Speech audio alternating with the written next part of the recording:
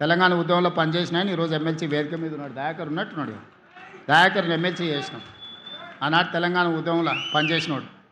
ఇట్లా నేను చెప్పుకుంటూ వెళ్తే వందల మందికి అవకాశాలు కల్పించింది ఈ ప్రభుత్వం. అందుకోసం మేము దిగిపోవాలా?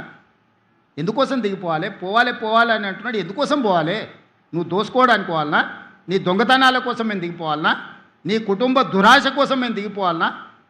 ఆడపిల్లలకు ఉచితంగా బస్సు ప్రయాణం ఇచ్చినందుకు మేము దిగిపోవాలనా?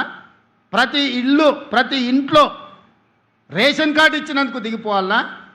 ప్రతి పేదవాడికి 3,28,00,000 మందికి సన్న బియ్యం 6 కిలోల లెక్కన ఈరోజు బుక్కడి బువ్వ పెడుతున్నందుకు మేము దిగిపోవాలనా? 200 యూనిట్లు 50 లక్షల కుటుంబాలకు ఉచితంగా ఇచ్చినందుకు దిగిపోవాలనా? 7 లక్షల మందికి ఇందిరమ్మ ఇండ్లు ఇచ్చినందుకు మేము దిగిపోవాలనా? 500 రూపాయలకే సిలిండర్ ఇచ్చినందుకు మేము దిగిపోవాలనా?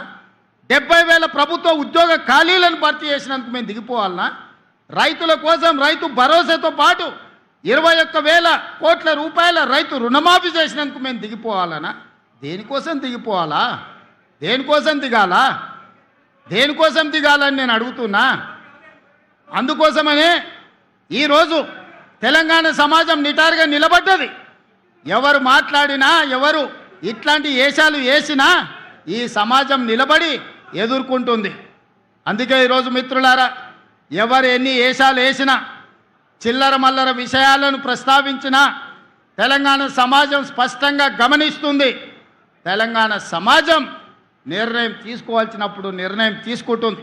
ఈరోజు కూడా నేను చెప్తున్నా, ఈ వేదిక నుండి రాసుకోండి.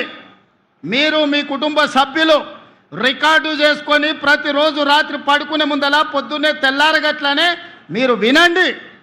94 నుంచి 2004 వరకు 2 సార్లు తెలుగుదేశం పార్టీ అధికారంలో ఉన్నది.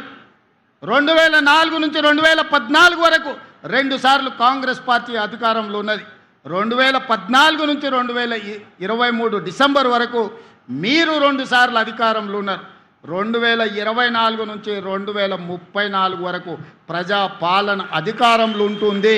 ఇది చరిత్ర, ఇదే చరిత్ర, ఇదే భవిష్యత్తు.